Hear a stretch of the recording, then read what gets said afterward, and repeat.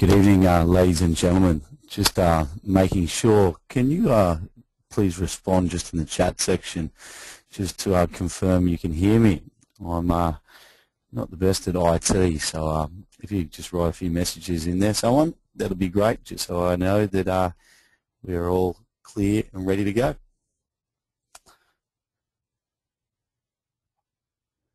Yeah, I can't see that.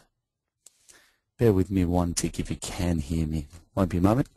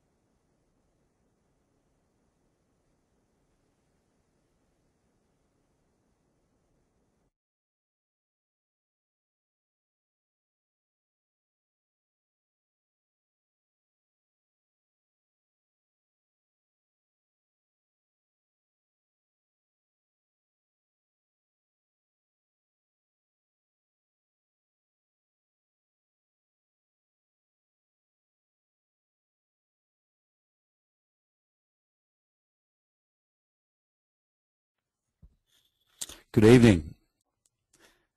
I hope we're all okay. Can someone please respond in the chat section just to confirm that you can hear me? That would be great, thank you. I'm an IT genius and I'm here in the office by myself. Doesn't seem to be anyone hearing me. That's going to be a problem. Bear with me one moment.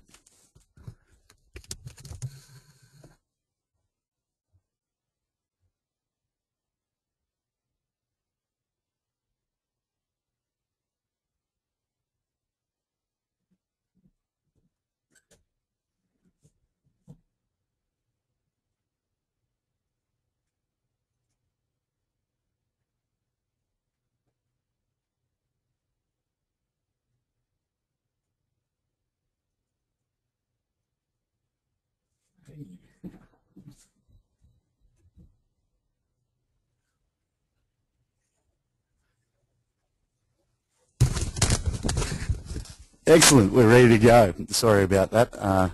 As the speaker, I can't see the question section, which is going to pose a bit of a problem. I just went over to the other computer and saw that you can all hear me loud and clear, which is good. So let's get this show underway. Sorry for being a few minutes late. Thank you for being online. Look, it's interesting just the psychology of the investment markets that we're in at the moment. At the moment we're sort of plagued, I suppose, with a fair amount of uncertainty when it comes to investment markets, certainly the share market. The last 3 years since we invested, it's hard to believe 3 years has gone by, but 3 years on, our investment matures in 2 weeks' time, and in that time the market has gone down. It's, well, a month ago it was down about 15%. We've had a bit of a bounce, but that's certainly not what we anticipated to happen with the Australian share market over the last 3 years. What I anticipated to happen was for profits of the companies that make up the ASX200 to increase in value. I'll show you a few charts in a moment, but what has occurred is exactly that. Over the last 3 years, companies, the ASX200 across the board are making a lot more profit than what they were back 3 years ago. What I didn't anticipate is that the market would be plagued with so much uncertainty and fear would take over the rationale behind the majority of investors, because fear is certainly plaguing our market. One of the main reasons why I think the market hasn't increased in value, even though underpinning the market, the majority of profits have increased. But as you know, a few things have changed from a company perspective. JB Global has actually split up its operations into two different investment offerings. One is Sequoia Asset Management and the other is JBG Structured Investments, where I spend the majority of my time. Now, Sequoia Asset Management is an investment services firm where the advisors basically front the clients. What we've noticed over the last few years is that the majority of people are looking at investing using their super money. So in that group, Sequoia Asset Management, the advisors are more superannuation experts, which has been where the majority of our clients have been investing through. They look at property, buying property in a super fund, in a self-managed super fund. It's been a huge growth area across the market, and since rules changed in 2010, which enables you to buy direct property, it's pretty exciting and a very big growth area for many clients who now want to take control and invest in what has been arguably one of the better assets over the last 50 years, being shares and now property. So Sequoia Asset Management specialise in that sort of area. JBG Structured Investments, well, that's where I sit. That's why my initials are there again. That's the product manufacturing that put together these capital protected investments. So that's a bit about the two and the reasons why JB Global has been split up into the two different operations. If you look at Sequoia Asset Management hold an Australian Financial Services licence. They're licensed to give what's called general investment advice. Now, general investment advice means that I haven't considered your personal investment circumstances, and neither with our advisors. I think our job as investment managers is to empower you with enough education, like we have in the past, so you can make an informed investment decision. The presentation is for general purposes only. We'll go through a few sample strategies, case studies. They include a few assumptions. We'll talk through those assumptions because if they do change, obviously it's going to have a big impact on the outcome. So looking at the investment, number one rule for Warren Buffett that I've followed for a decade now is to never lose money. Thankfully, when it comes to our investment, while the ASX200 is down about 15%, or was when I put this presentation together, the actual unit price of the investment was $1. It's now at 85 cents. However, because it's capital protected, you don't experience that loss. So that 15 cents or 15% capital loss, you don't have to pay anything. You just walk away from the investment and you walk away from the compulsory loan. So the investment has actually worked exactly the way it was designed to. My investment philosophy of having capital protection has worked. However, of course, you borrowed the money. The downside risk was the interest expense. The total interest expense and the application fee you paid up front for the entire 3-year period was 13.9%.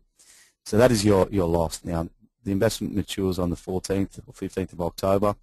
Unless the market increases by a huge amount in the coming 2 weeks, look, that is going to be a loss. So I'm not here to give you any good news. However, the good news, I suppose, is that you don't experience that shortfall. I'm not here to hand out checks. So the capital protection feature of never losing money has effectively worked the way we're meant to. We haven't lost capital, but we've lost that interest expense. The other part of Warren Buffett, which is a big quote that I often use, is he looks at it and says, look at market fluctuations as your friend rather than your enemy. Profit from folly rather than participate in it. Back in 2009, when we made this investment, Warren Buffett was very active in the investment markets across the globe. And then just because an investment is down 15% from his perspective, it doesn't mean he's going to walk away from the investment.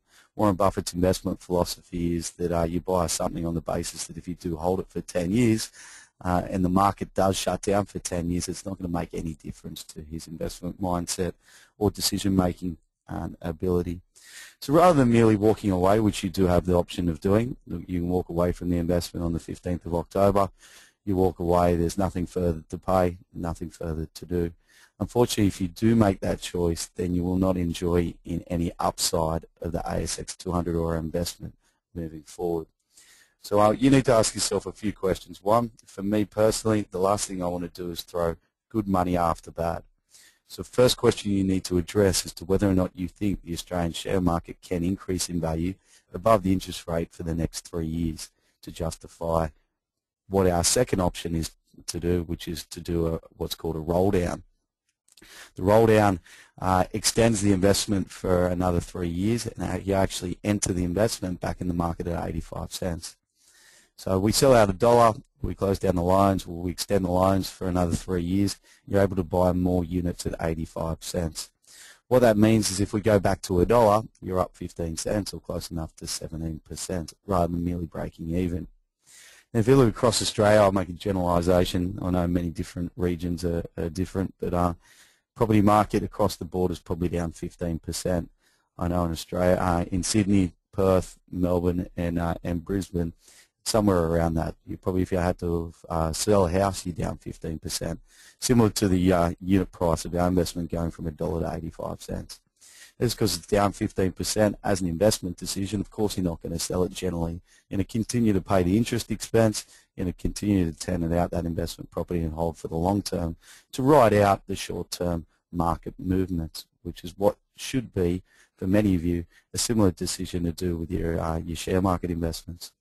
But here we've got the right to sell at $1, where the property, if it goes down by 15%, it needs to get back to that initial purchase price for you to start making money. Here we can actually start making money by resetting at 85 cents.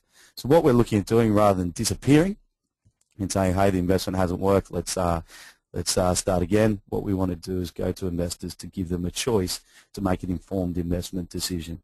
And also, like Warren Buffett says, to take advantage of market fluctuations, to use it as our friend rather than our enemy. The second part is obviously if you're happy with the market increasing in value, then obviously it's not throwing good money after bad. The underlying asset you need to believe in, which is the Australian economy or the Australian share market. Secondly is, for me, is that I hate making a loss like Warren Buffett does. And while I had capital protection, as an investor I too borrowed the money.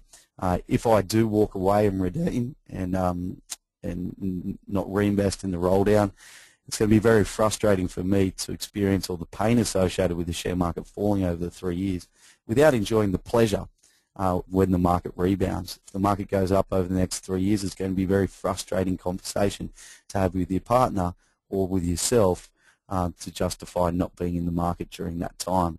So basically selling out at the bottom only to see the market rebound, but you don't have any exposure to the underlying asset. That's a pretty tough position to be in. And for me, probably more painful than just losing the interest expense. Excuse me, the interest expense was 3.9% per annum. So it was very cheap, and the majority of you should have been able to claim that as a tax deduction. So the actual loss over the investment hasn't been that much. Certainly had you not had protection, it would have been far greater. So the key investment features of your investment, these are just straight from the slides previously in the PDS. It was a high growth investment and that gave you leveraged exposure to the exchange share market as measured by the ASX200. We had 4 risk management techniques built into the investment. Like as a good investment manager, like obviously we can't control the market. If I could, it would be a lot higher than where we are today. But what we can control as investors and as investment managers is risk management techniques built into the investment. And the capital protection and the limited recourse loan has reduced our losses just the way it was designed to be. You borrowed 100% at 3.9% interest rate. You could borrow the full amount for a self-managed super fund, and many of you use your self-managed super fund to invest. So it's a good way to incorporate gearing into your superannuation strategy. You have to prepay 3 years of interest up front plus the application fee. You could have redeemed every quarter, but the redemption was really more of a profit-taking mechanism. Was had the investment been down, and pretty much been down every quarter since we invested, you don't have the ability for capital protection. And secondly, the investment bank being Merrill Lynch, we entered into fixed interest rate terms, and if you break those, there would have been large costs. So there was no guarantee you were going to receive any of your prepaid interest expense back. So it's more of a profit-taking mechanism, that liquidity, rather than providing liquidity on the downside. 3-year term, key risk, counterparty and credit risk. The person providing the loans and the protection was Merrill Lynch. We outlined these risks, but they're still in business and they've fulfilled their obligations on the capital protection. Had they gone broke and not fulfilled those obligations, that's okay, because we had the limited recourse loan. So the market being down, and we just walk away from the loan. And for me, I think that's a key feature of the investment. Because today, sure, they're all investment-grade banks, but we're not too sure exactly of what their balance sheet looks like or what risks they've been taking. We've learnt those lessons as a result of the GFC. Capital protection was only valid at maturity, which was 3 years, which is now 2 weeks away. Any prepaid interest was at risk. There's tax risk. ATO could have changed their deductibility on these types of products, or come out and said you can't claim interest expense as a deduction. Exposure and volatility risk. Our investment is linked to the ASX200, but what we do is we manage the participation rate in accordance to volatility, on the proviso that in the past, many of the times that at high levels of volatility, the market has generally fallen. When there's been low levels of volatility, the market has usually increased in value. So on that relationship, when volatility is low, we want more exposure to underlying asset, being the ASX 200. So in fact, we could have had up to 150% exposure to the market. The risk is that if volatility is low, the market goes up 10%, and we've got 150% participation, we can make 15% rather than 10. The risk, though, is if it falls 10, we lose 15. So it is a double-edged sword. As I said, the probability of it improving the returns should be in our favour. It certainly has been historically. Leverage risk, the more you borrow, the greater the interest expense, obviously the greater the dollar risk of the investment. So we knew that. The 4 risk management techniques built into the investment. One, we had capital protection, so whatever your investment amount and the loan amount was protected. Your risk was the interest obligations and the upfront application fee. The non or limited recourse loan, that's you just walk away from the loan, so again providing protection on the capital protector of the investment, the person providing the insurance being Merrill Lynch. The other 2 risk management techniques, dollar cost averaging and volatility management, they more reduce the risk of the market falling and eroding some of your profits in the last 12 months. Obviously, as the investment wasn't up, those 2 investment features didn't make much difference on the outcome of the investment. There we have it, Series 1 back in October. What we invested, or just below 4,900 was the average entry level, and Series 2 was about the same. As we can see through that period, this is for the full 3-year term, or where we get to last month, or the end of last month.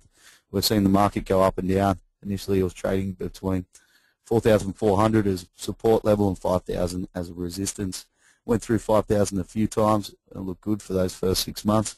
But unfortunately, as we've seen over the last 2.5 years, the market's gone from more trending between 4,400 and 5,000 to 4,000 and 4,400. 4,400 has become a resistance. It hit that a few days ago, and again it's been sold off a bit over the last few days. A few of the reasons why I think the market has traded sideways, irrespective of company profits increasing, is one, during that entire period, foreign investment into Australia has dried up dramatically. It's at very low levels. I believe that's because of high company taxes already. Secondly, the carbon trading scheme, and thirdly, the mining super tax. Even though they haven't been introduced, all of them, over that entire 3-year period, we've been talking about them now for 3 years, which has prevented a lot of foreign investors or foreign companies setting up onshore here in Australia, which has been very disappointing. Those taxes are not really applied anywhere else in the world, being the carbon trading scheme and the mining super tax. What I think is going to change in that environment is that I expect next year, from a federal perspective, for there to be a change of government.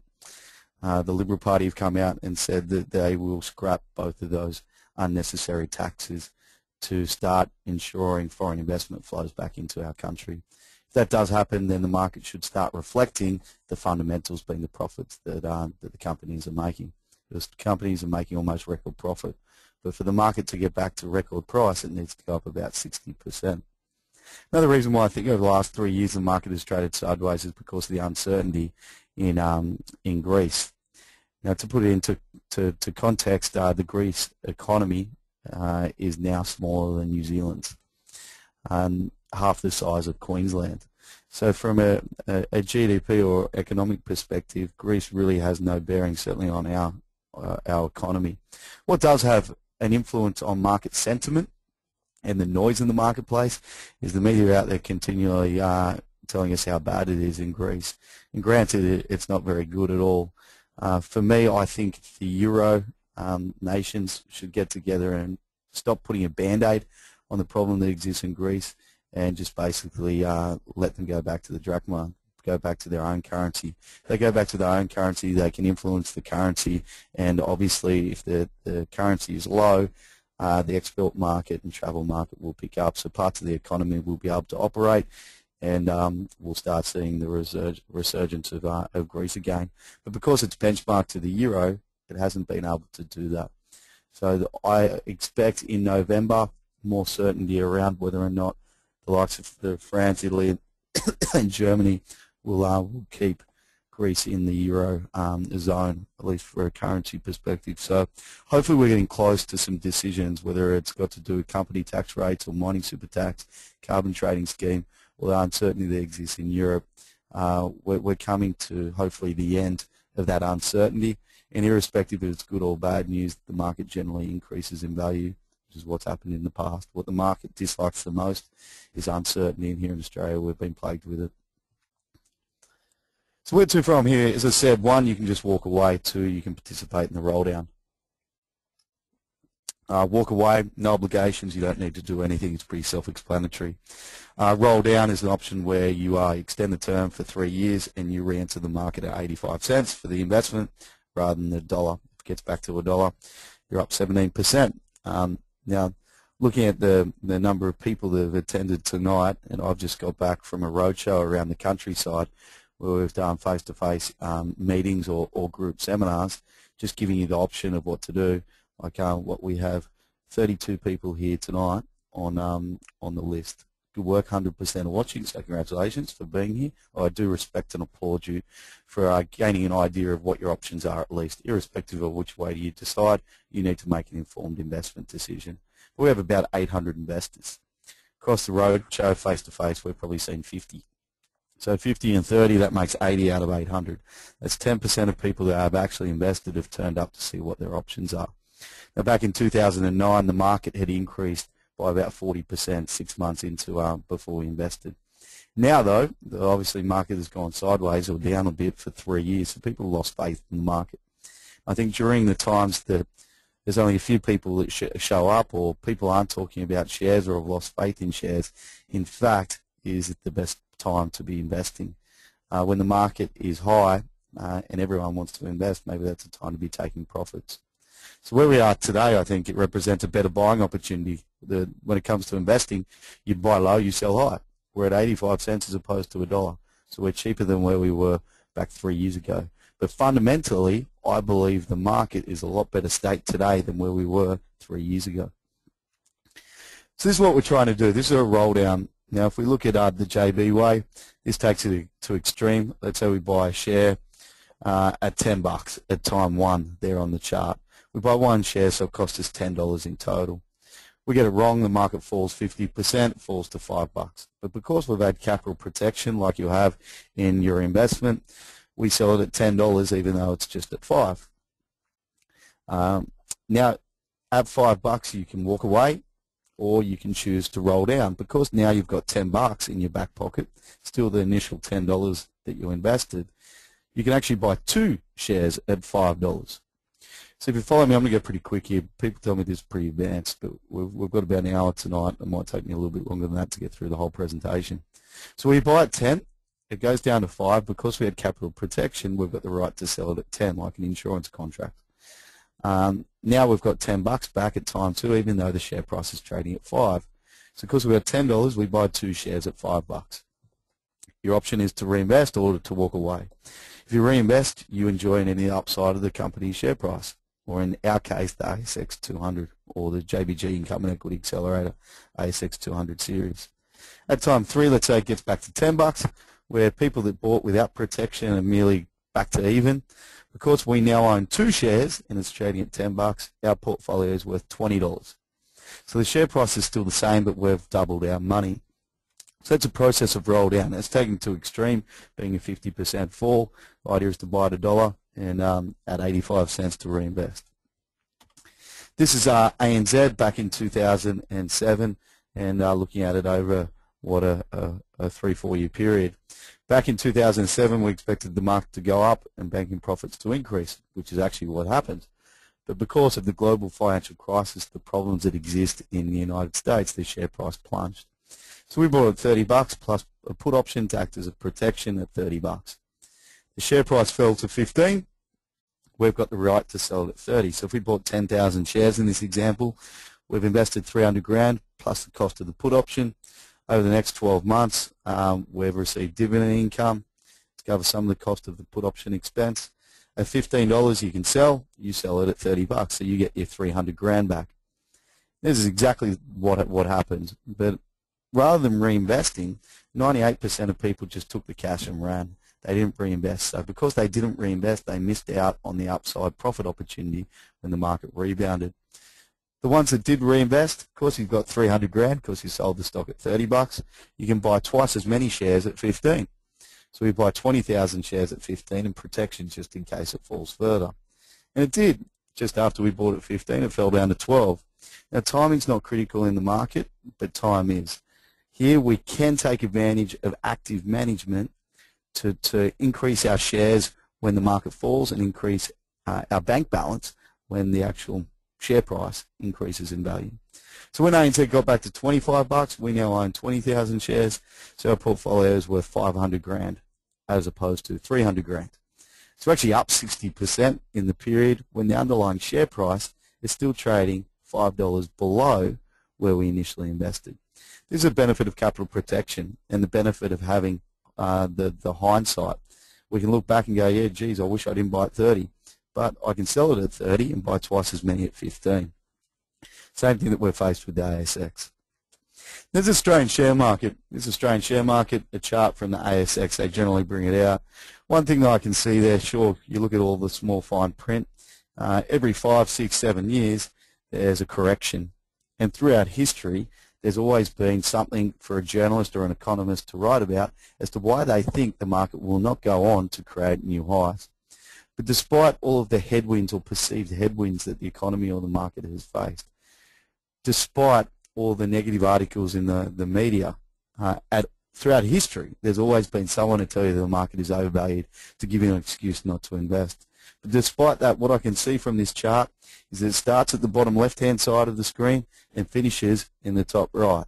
So over time, generally, the market has always gone on to create new highs, except for the last 5 years. Another thing that I can draw from that chart is that the longest time it takes from a high to a recovery.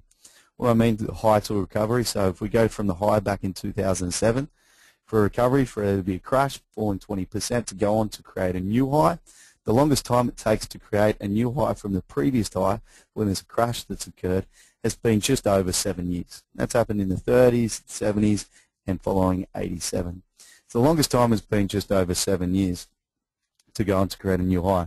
If we look at where we were in 87, there we are there. As you can see, the market traded sideways for close enough to 5, 6 years. People look at that and say, hey, I've lost faith, the share market's not going to go up. And they miss out on those gains. So it goes from like 1,200 up to 2,200, 2,300 points. It increases at 50%, just when everyone's lost faith. If you look at where we are today, we've got a very similar chart. We've got the same fall. The market fell just as far in 2000 and 2008. The market has traded sideways now for 5 years, which puts us very close to this sort of level where we are now. That's if history repeats itself. For the market to go up to new highs, it needs to go up 60%. So we need to go up 60% to go create new highs from where we were back in 2007. If it doesn't happen in the next 2 years, we are pretty close to breaking a record in the slowest, most painful, excruciating recovery in history. If you look at where we are in September 11, the market traded sideways. Again, around these levels, people saying don't invest in shares. No one turned up to seminars. No one wanted to hear about investing. And that was the rebound. So it's easy to make money on the share market. You buy when it's low, you sell when it's high. But to buy low, you've got to do it when everyone else is doing the opposite, when it feels the worst.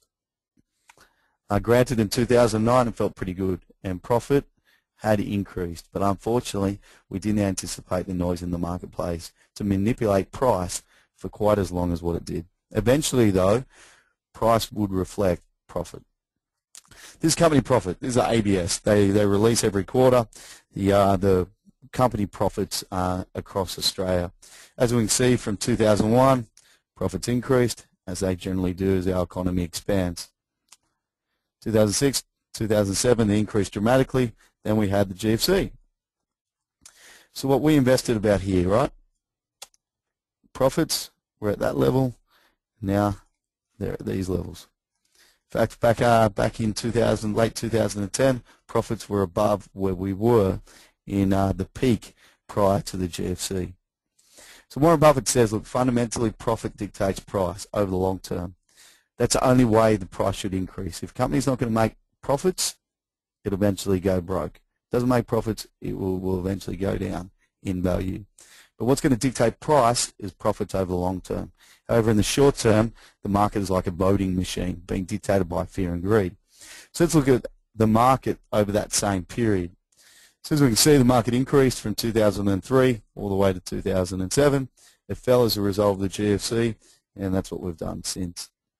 So it's important when you're looking at the market, all these statistics, is to try to overlay two charts and see if there is some correlation. And there is. As you can see, from these lows, price increased at a greater knot than profits. When the green line is below the orange line, as we can see at this point in time, that is a good buying opportunity. The market is being dictated by fear, and the market would be considered as undervalued. And in hindsight, it increased dramatically. When the green line goes above the orange line, that's when the market is probably being dictated more by greed than fear. The market is overvalued. So we look at hindsight at these levels. The market is overvalued. Maybe we would have sold a little bit earlier, but before the market peaked. But look, it's giving us a good indicator that the market was overvalued. 2009 is where we invested, close enough to that. This margin was at its greatest level in history. The market was cheap.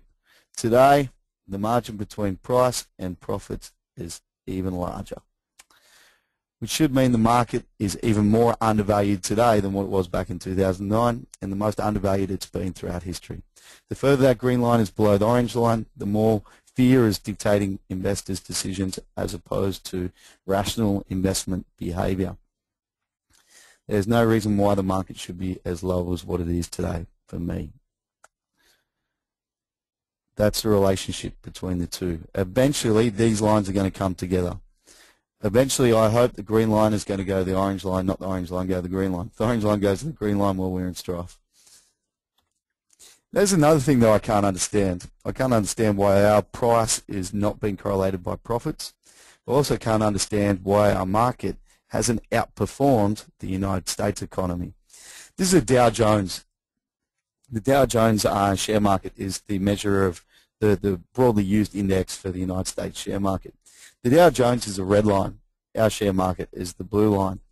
I'm not too sure who told investors, but the reason that the globe is in the current problems is because of the United States banking environment. They lent way too many people too much money. Obviously, the huge debt issues caused problems that have had a flow-on effect across the globe. Yet, the United States share market, with all their problems, are a few percent from all-time highs. This takes us back to 2007. This is 2007 up here, the high of the market in 2007. Now, our market generally flows in the same direction of the United States. So our market fell, what the United States did. We do exactly the same. Well, that's at least throughout history, until the last 3 years. Profits are nowhere near all-time highs in the United States, but their market is very close to those levels. In a few weeks, if we see the same sort of performance that we've seen the last month in the United States, we'll be at record levels. The Dow Jones will be higher than where they were pre-GFC. And their economy is significantly different today than where it was 5 years ago. The time that our market stopped correlating to that of the United States is here. If we look at that time, October 2009, exactly when we invested. So for some reason, as soon as we invested in the marketplace, this relationship between the Australian share market and the US started to deviate. It's the biggest diversion in history between the United States share market and Australia. Let's look at the economics between the two, so just you can determine which is the better economy. There's unemployment. The United States went to 10. Many people thought it was going to get to 20. It obviously didn't get anywhere near that. It's now slightly above 8. Australia, we didn't get anywhere near 6, and we're at 5.1% currently.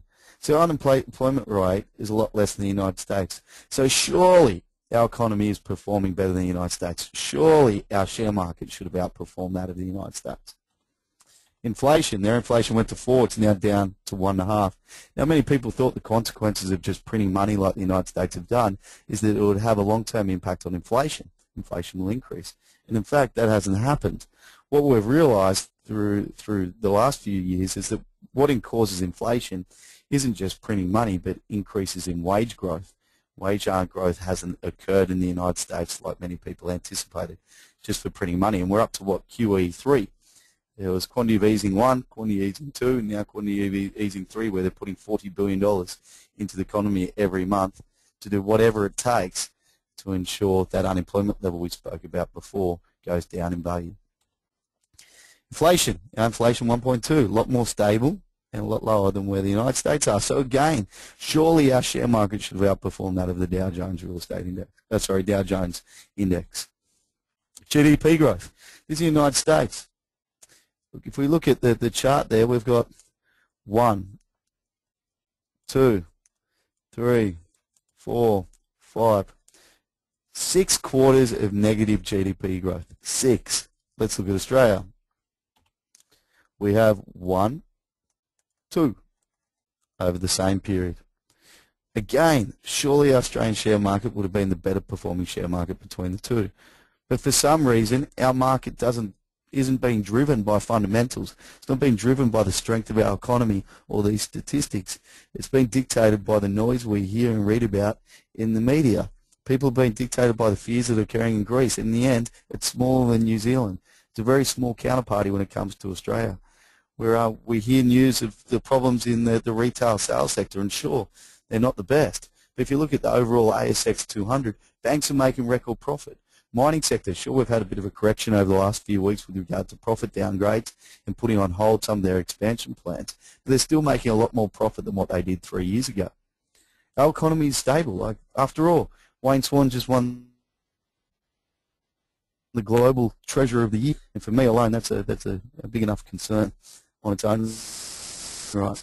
But here in Australia, we're in a good state. We're in a good position. We're doing well. But despite that, unless this market recovers by 60% in the next 2 years, we're going to be almost the worst recovery in history, worse than the 30s, worse than the 70s, worse than 87. Surely it's not that bad on the street. And look at these statistics. All it tells me is, putting aside all of the bullshit you read in the newspaper, if you just look at the fundamentals, our market is undervalued where we are today. So this is a 2.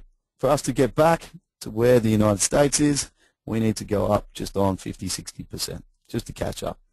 And if you look at those statistics, our share market probably should be trading above the Dow Jones. But that would be if the market was considered efficient, that rational investment behavior occurs, which obviously we know doesn't happen. So these are the key features of the roll down. We re-enter the market at lower levels. That exposure level to the ASX200 will be dictated on the 15th of October. We're 100% in the market. We don't spend any time on the sidelines. So you're 100% in for the same investment amount. You can increase it, you can reduce it, you can do whatever you like with regard to the investment. We'll extend it for another 3 years. You do need to prepay another 3 years in advance, and this is the bad part. Well, obviously, when you're holding an investment, you have a loan, you've got to fund the interest expense. So out of your back pocket or wherever you're invested, if it's a super fund, out of your super fund, you need to prepay 3 years of interest up front. Again, for the next 3-year holding period, so that's 4.95%. You paid an upfront application fee of 2%, we're going to waive that like the 3 years ago. We don't want that. We want to remove all the hurdles. We want to give you the opportunity to invest. So where we make our money is 10% performance fee. So we're going to make money. Last 3 years we've been paid not that much, but some people are telling me that's just as much as I deserved. I agree with them. We're paid bugger all because we added no value. We made no money for our clients. So we need to extend it for 3 years for you to have an enhanced probability of making a return. We need the investment to go up close enough to 5% per annum over the next 3 years, or 15%, for you to be better off doing the roll down as opposed to walking away.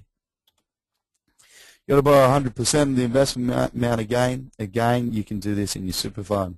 So a few people that I've spoken to directly have said, look, I just don't have the funds to pay the interest expense in my own name. So what they've looked at doing is utilizing the self-managed super fund to hold the investment. That way they still have some form of exposure, not directly in their own name, but at least through their super fund, which is there anyway for the next 3 years to enjoy, hopefully, in the pleasure of the market and the rebound. Loans limited recourse. Again, the variable participation rate, we're still doing volatility management in the hope to enhance returns. With high participation rates, if we're at 150%, the market goes down 10, we'll lose 15%. If it goes up 10, we'll make 15%. So with volatility, that's adjusted every day. So it's a double-edged sword, but again, throughout history, it has worked in our favor more times than what it hasn't. Now, also the contingent coupon is being increased up to 10.8%. That's how much you'll be paid in the first and second year, provided the investment makes a return. It needs to go up by more than 10.8% for you to be paid. If it goes up nothing, then there's no performance, so you're not going to receive any income from the investment. Why we do 10.8% is simply because it's like harvesting the growth along the way. Like if I draw on this over here, let's say the first year of the investment is up 10%. It's up 10%. You get paid 9.9%. I keep the 1 as a performance fee. That goes into your back pocket for the first year, the anniversary. If the second year, so that's year 1. If year 2 goes up another 10%, then the second year you get paid another 9. If then in the third year the market crashes, goes down to below our initial level, if you had not harvested the growth or if we hadn't paid out the contingent coupon, then you wouldn't have made any money. Would be in the same position that we are today. But had it gone up in the first and second year, you get a total of 18%. It cost you 14.95, call it 15%, so you've actually made money on the roll down, even though the investment in 3 years is below where we initially invested. Let's say it doesn't go up. Let's say the investment over the period, goes down. Then over the 3 years, then we're in the same position where we are today, where the contingent coupon is 0. So hopefully it returns. So we reduce the risk by harvesting the growth, by paying out that coupon over the period, hopefully increases the return. So there's no guarantee, obviously, the unit's going to go up above the interest expense. We know that over the last 3 years. I think we're getting closer today to a recovery than where we were 3 years ago. Fundamentally, profits have increased. The market looks very undervalued when it comes to fundamentals. While investment amounts capital protected, your interest expense, the 14.85% over the 3 years, is at risk. Your investment is affected by the ASX200 plus the volatility management, the participation rate, which is reset every day. Counterparty credit risk, we expect it to be Merrill Lynch, but it's an investment grade investment in banks, so it could be Merrill Lynch, Credit Suisse, UBS, Deutsche, Barclays, sort of the global investment banks. So we do take on credit risk on the performance of the investment. Gains and losses are obviously magnified by the use of the loan. The more money you borrow, the greater the interest expense. So if we look at an example, let's say we're going at $1 where we initially invested and you bought $100,000 worth or 100,000 units. So you invested 100 grand, you borrowed 100 grand through the limited recourse loan, you prepaid interest.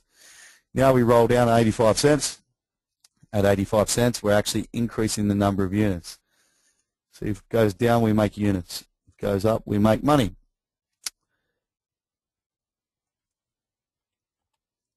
New investment amount is still 100 grand. It's less now because we've bought it at 85 cents. 3 years of interest, 14,850 for the full 100 grand. So I'm using 100 grand as an example.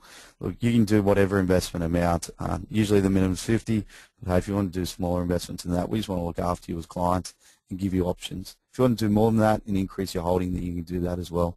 Granted, for many people are looking at increasing their investment simply because it's cheaper now, so it makes more sense.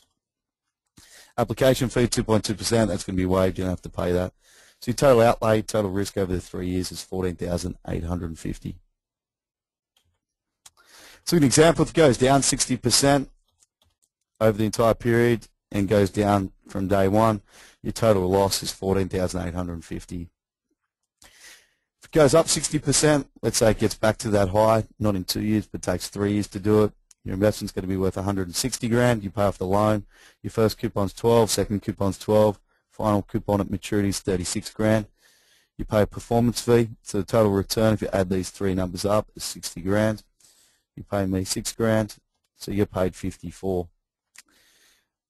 Your investment to do that, if it does go up by that amount, is 14,850 bucks. So your return on your cash on cash return is quite high. In fact, even if you include the first 3 years interest, you're going to make almost 100% return on your investment. So you're not just going to cover the interest expense, but cover the interest expense you've prepaid over the last 3 years. If it does half that, our investment goes up 30%, then you're going to again cover all the interest expense for the next 3 and the last 3 years, and then make a small profit. So even if it only goes up half that, and it is the slowest, the most painful recovery in history, you're going to be making good returns. So when you look at Warren Buffett way, we'll never lose money. Well, to never lose money, he takes a long-term view. He buys assets that fall in value in the short term, but his view is to buy for a 10-year period. And for me, it's no different. Just because we've got capital protection here, it just gives us the opportunity to reset our entry level at a lower level. And we only need to pay 3 years of interest up front rather than the longer period. So just because capital protection expires doesn't mean we walk away. Had you bought a property and it's down 15%, of course you're going to pay interest generally and continue to hold the investment to ensure that it increases in value over the holding period. Shares should be treated the same sort of thing. You should be doing a long-term view and be a patient, disciplined investor. We entered the investment with the view as a long-term. I said in the presentations that, hey, if it falls, we do roll down. If it goes up, we lock in gains. We're not talking about the latter, we're talking about the former here. Of course, of the roll down feature provided, the Australian share market goes up over the long term, we will make a profit. You just need to be a patient long-term investor. Not saying that's going to happen in the next 3 years because my crystal ball is as clouded as yours is. But fundamentally, where we are today, the market looks very cheap. Buying low, selling high, we're buying cheap. Hopefully that increases our chances of making money over the next 3 years. Look at market fluctuations as your friend rather than your enemy. We want to profit from the market folly and the undervaluedness of the market today as opposed to participate in it and just sell at the bottom of the market. So what you've got to ask yourself, you'll ask yourself whether or not the Australian share market is a good investment for the next 3 years. Now, I've spoken about my views in the last hour. You've got to determine your own view. If you think in the next 3 years the market can go higher than the interest expense, and the investment will go higher than the interest expense, then you'd be better off participating in the roll down. If you don't think it can go up 5% per annum over the next 3 years, then just walk away. Secondly, you've got to ask yourself, can you deal with the pain associated with exiting at the low only to see the market go higher and not having any exposure to the market when that happens? If you do walk away, then don't look at the market again. Don't look at the news. When the news comes on talking about the share market, the ASX200, turn it off, because if it is up, you're going to be kicking yourself if you didn't participate in the roll down. Throughout history, people have focused too little on the opportunities that problems present in investing. At the moment, look, there's a lot of opportunities that exist. Fundamentally, our economy looks stable. Our banks are making record profit. BHP, Rio in a very good, stable position. China, many people saying the China boom is over. Well, it's still growing at 8% the last time I looked at the market. 8% GDP growth is going to have great impact on our economy as we run on their coattails as we have for the last decade or two. So at the moment, there's a lot of opportunities. You've got to start looking for those opportunities rather than looking at the noise or the problems that exist in the marketplace. So it's a summary only. Look, the investment closes on the 29th. However, we need to have all the I's dotted, the T's crossed. We've got to know where you're investing and what your outlook is, whether or not you're participating in the roll down by mid-next week. Mid-next week, you need to make a decision, have the product disclosure statement or the application form back to us, and then we extend it for 3 years. So we're resetting on the 14th or 15th. We need to know at least with a week in advance as to how many people are going to participate in that investment moving forward. So look, you've all got investment managers. Contact your investment manager. If you haven't heard from your investment manager, you're not too sure who they are, by all means, just contact the info at sequoiaam.com.au. So it's info at sequoiaam.com.au, or just respond by putting in a question. Just type in your details and say, hey, can you please have on this forum, type in that, hey, can you please have my investment advisor call me? I'd like to talk to them specifically about what options I have when it comes to the investment. So again, look, thanks for being here. I respect and applaud every one of you for having a go initially. The investments worked the way it was designed to. In the capital protection, it's minimised our losses. Because we had capital protection, we were able to gain very low interest rates. 3.9% 3 years was very cheap. 4.95% is very cheap where we're at today for a fully protected investment loan. So again, congratulations for taking part on that. I'm hoping that you're going to be a patient investor and enjoying the pleasure of the market rebounding. Hopefully in 3 years' time, if you do decide to do that, the conversation is going to be more unlocking in gains, and rather than drinking water, we'll be drinking champagne, hopefully in 3 years' time. So we've controlled the risk management. We just need the market to perform for us. So thanks very much. I look forward to helping you out in the future.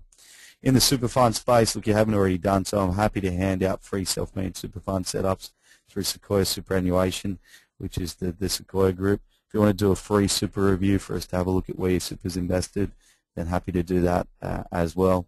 If you're interested in buying property, direct property in your super, again, type your details in the questions and I'll have an expert on the property and super side of our business give you a call. So again, thanks very much. I look forward to working with you in the future, hopefully. Cheers.